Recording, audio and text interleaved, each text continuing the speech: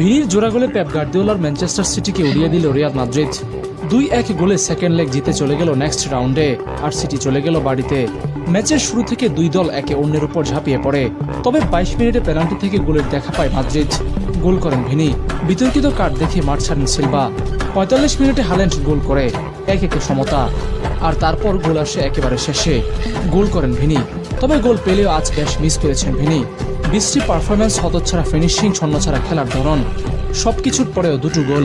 হয়তো আরো একাধিক গোল নামের পাশে থাকতে পারত যদি, কিন্তু তবুর হিসেবের পরেও দিন শেষে ভিনির কাঁধে চড়েই সিটিকে পরাজিত করা গেল।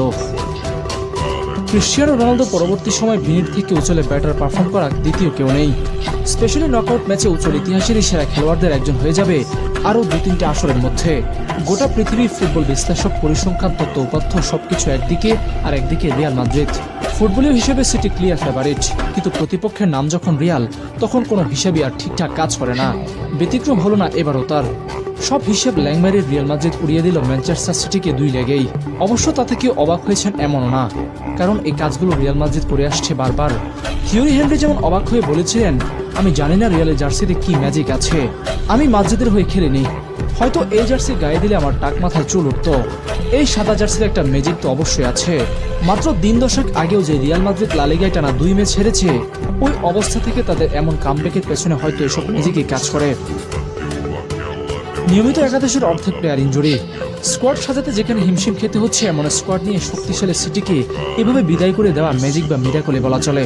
স্মরণ করতে হয় কিংবদন্তি সান্তিয়াগো বার্নাব্যুর সে বিখ্যাত উক্তি, রিয়ালের সাদা জার্সি ঘামে ভিজবে, কাদায় কর্দমাক্ত হবে, রক্তে লাল হবে, কিন্তু কখনো লজ্জার দাগ লাগবে না।